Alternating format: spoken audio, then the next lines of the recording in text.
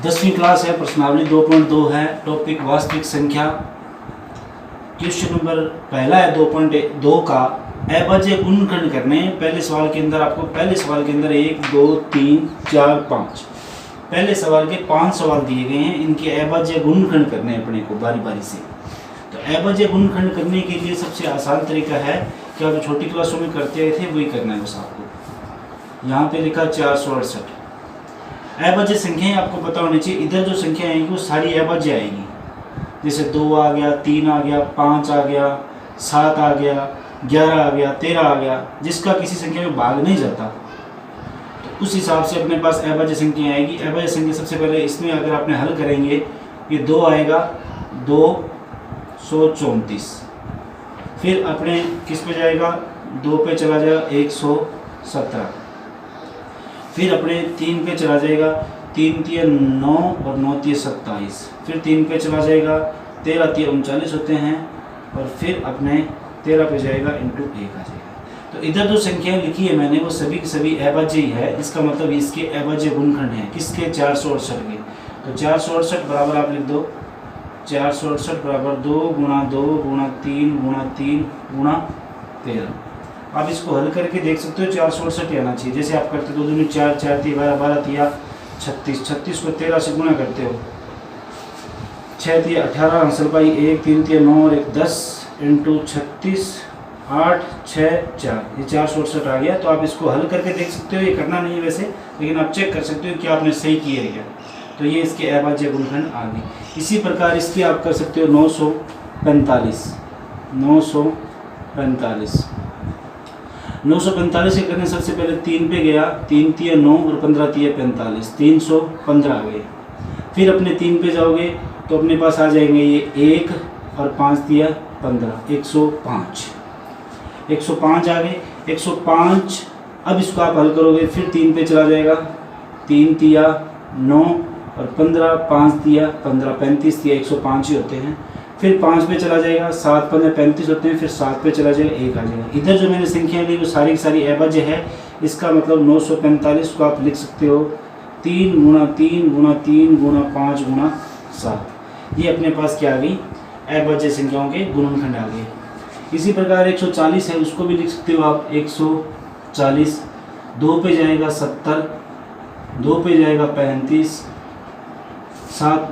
5 पे जाएगा 7, 7 पे जाएगा 1। तो 140 बराबर अपने पास क्या आएगा? 2 गुणा 2 गुणा 5 गुणा 7। ये अपने पास क्या होंगे? अभाज्य गुणनखंड हो गए। इसी प्रकार चौथा सवाल है 38 25। इसको हल करने के लिए सबसे पहले आप 3 पे देखो भाग, 2 पे नहीं जाएगा, 3 पे देखो।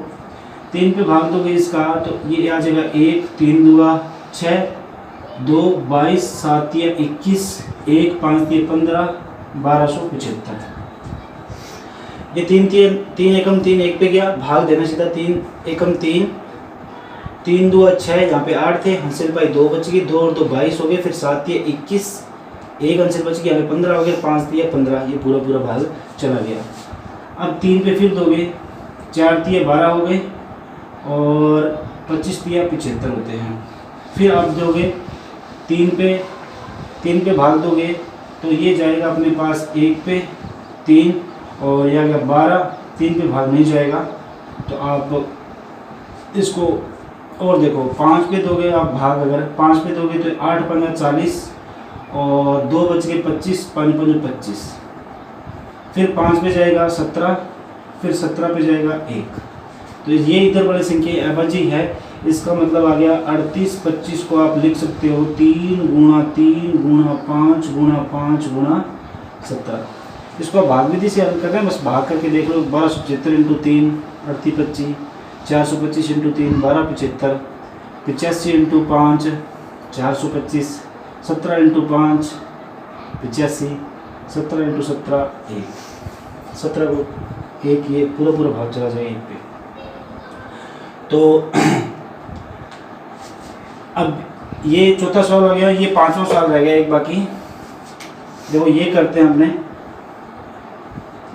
20 570 20,570 सबसे पहले इसमें अपने भाग देते हैं, तो सबसे पहले 2 पे जाएगा 10, और फिर अपने पास आ जाएगा ये 2, 8 दूनी 16 और 5, 10,285।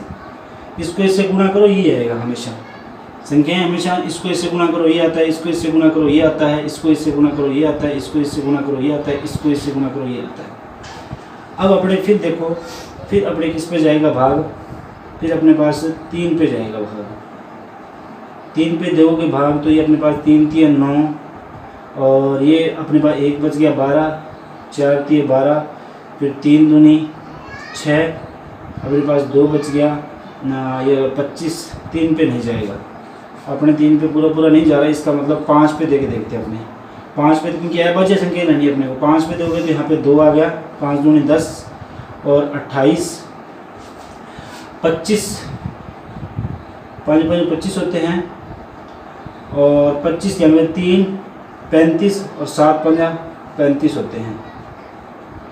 और ये सॉरी ये अपने पास आ जाएगा 20, अपने सीधा देखो 20 20 5 100 102 28 ही दोगे ना, 28 और फिर 5 5 25 25, यहाँ पे 3 बचे 35, 7 5 35, 2057 आएगा अपने पास, ठीक है 2057।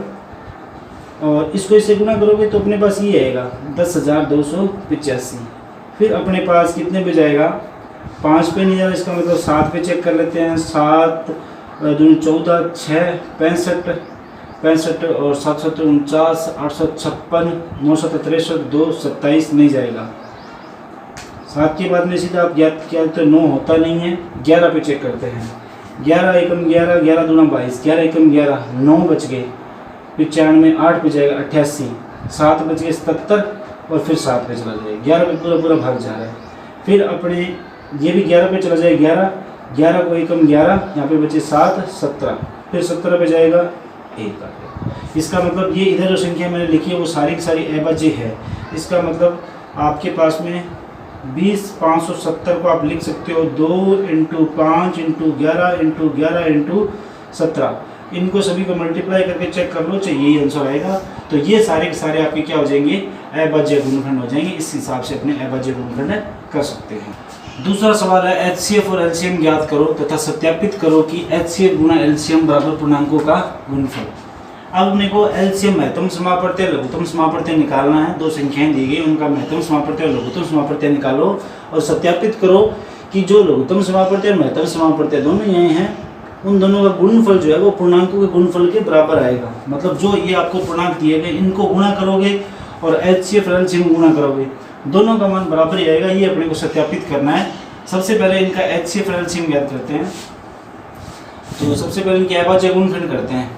देखो इसका हल, इसके बारी बारी से अलग अलग अभाज्य गुणनखंड करोगे तो पहले 96 का, फिर 404 404 का, ये 2 पे जाएगा 48 48, फिर 2 पे जाएगा, ये हो गया अपने पास 24, फिर 2 पे जाएगा 12, फिर 2 पे जाएगा 6, फिर 2 पे जाएगा 3, फिर 3 पे जाएगा 1। मतलब 96 को आप लिख सकते हो 2 × 2 × 2 × 2 1 2 3 4 5, 1 2 3 4 5 और ये 3। अब 404 को आप हल करोगे, 2 पे जाएगा 202, फिर 2 पे जाएगा 101, फिर ये किसी के पाड़े में नहीं आता तो पूरा 101 और ये आ गया। इसका मतलब 404 को आप लिख सकते हो 2 × 2 × 101। अब आपको LCM और HCF ज्ञात करना है। देखो सबसे पहले LCM बताता हूँ आपको मैं, LCM कैसे ज्ञात करना है। इन दोनों का जो LCM आएगा, देखो इसको आप यूँ भी लिख सकते हो 1 2 3 4 5, 2 की पावर 5 × 3, 2 जितनी बार आ रहे हो उतनी पावर लगा दो, उसका मतलब ये होता है 2 × 2 × 2 × 2। इसमें 2 की पावर 2 × 101। LCM में इसके अंदर जो संख्याएं आएगी वो सारी की सारी आएगी LCM में। लेकिन आपको ये ध्यान रखना, जो चीज़ कॉमन आ रही है, कॉमन इनमें 2 है। देखो यहाँ पे भी 2 है, यहाँ पे भी 2 है। कॉमन लेनी है दोनों में से, कॉमन वो लेनी है जिसकी पावर ज़्यादा हो। दोबारा बता रहा हूँ, LCM वो आएगा, इनके अंदर सभी संख्याएं आएगी, लेकिन संख्याएं जो कॉमन आ रही है उनमें आप ये देखो कि जो सबसे ज़्यादा पावर वाली है वो लेनी है आपको। देखो यहाँ पे 2 की पावर 5 है, यहाँ के 2 की पावर 2 है, तो जो एलसीएम के अंदर पावर लेंगे वो ज़्यादा वाली लेंगे, मतलब 2 की पावर 5 इंटू जो बची संख्या है वो आ जाएगी, जो कॉमन के अलावा बच रही है वो सारी सारी लिख दो, 3 इंटू 101। ये अपने पास क्या आ गया, एलसीएम आ गया। अब एचसीएफ ज्ञात करेंगे। एचसीएफ महत्तम समापवर्त्य, महत्तम समापवर्त्य में केवल कॉमन आती है, जो चीज़ इनमें कॉमन है वो की वो आएगी और कुछ नहीं आएगा। कॉमन देखो क्या है, 2 की पावर 5 और 2 की पावर 2, मतलब 2 कॉमन है। अब 2 कॉमन है, उनमें से कॉमन वो लेनी है जिसकी पावर सबसे कम हो। यहाँ पे 2 की पावर 5 थी, यहाँ पे 2 की पावर 2 है, तो कॉमन जो सबसे कम है वो 2 की पावर 2 है। इसका मतलब एचसीएफ आएगा 2 की पावर 2, मतलब 4। ये अपने पास एचसीएफ और एलसीएम निकल गया। एलसीएम वो लेना होता है दोनों में सबसे ज़्यादा पावर आती है, जो कॉमन आती है सबसे ज़्यादा पावर होगी वो लेना है, बाकी जो बचे हैं वो सारे आएंगे। एचसीएफ में केवल कॉमन आता है, केवल कॉमन, और कॉमन में वो ही आएगा जिसकी पावर सबसे कम है। यहाँ पे 2 की पावर 1 होती तो यहाँ पे 2 की पावर 1 ही आता, यहाँ पे 2 की पावर 2 कम है, यहाँ पे 5 है, इसलिए 2 की पावर 2 एचसीएफ आ जाएगा। अब इसमें सत्यापन करना है कि एलसीएम और एचसीएफ का गुणा, एलसीएम गुणा एचसीएफ बराबर पूर्णांकों का गुणनफल। पूर्णांकों का गुणनफल 96 इंटू 104, 96 इंटू 404, इन दोनों का गुणा करना है, वो एलसीएम और एचसीएफ के बराबर आना चाहिए। तो एलसीएम और एचसीएफ के बराबर गुणा करोगे तो देखो एलसीएम अपने पास आया 2 की पावर 5 गुणा 3 गुणा 101 इंटू एचसीएफ कितना है 4, बराबर इनका गुणा 96 गुणा 404। अब इनको आपस में गुणा कर लो, 2 की पावर 5 32, 2 दूनी 4, 4 दूनी 8, 8 दूनी 16, 16 दूनी 32, 32 इंटू 3 इंटू ये तो 4 को 3 से गुणा करो 12 आ जाएगा, तो 12 इंटू 101 बराबर 96 इंटू 404। इसको और इसको आप दोनों को हल कर लेना, दोनों मान क्या आएंगे, बराबर आएंगे। इसका मल्टीप्लाई कर लो यहाँ पे, इसका मल्टीप्लाई कर लो, दोनों मान ही बराबर आएंगे। ये सत्यापित हो जाएगा, दोनों मान बराबर हैं, ये आप गुणा कर लेना। उसके बाद में दूसरा क्वेश्चन है इसका बी पार्ट, इसका हल देखो। 336 का आपने करेंगे गुणनखंड, अभाज्य गुणनखंड करेंगे तो सबसे पहले 2 पे चला जाएगा, 2 पे जाओगे तो 1 फिर 6 और 8, फिर अपने पास 2 पे चला जाएगा, अपने पास यहाँ पे आ जाएंगे 8 दूनी 16 और 4 दूनी 8, 84 आ जाएंगे, 84। फिर अपने पास 2 पे आ जाएंगे, ये आ जाएंगे 42, फिर 2 पे आ जाएंगे 21, फिर 3 पे आ जाएंगे 7 और इधर 7 इंटू 1। इसी प्रकार 54 का अपने ज्ञात करेंगे, ये आ जाएंगे 2, 27, इधर 3, इधर 9, इधर 3, 3, 3, 1। ये अपने पास गुणनखंड हो गए। इसका मतलब 336 को आप लिख सकते हो 2 गुणा 2 गुणा 2 गुणा 2 गुणा 3 गुणा 7। इसका मतलब 2 की पावर 4 गुणा 3 गुणा 7। और 54 को आप लिख सकते हो 2 गुणा 3 गुणा 3 गुणा 3।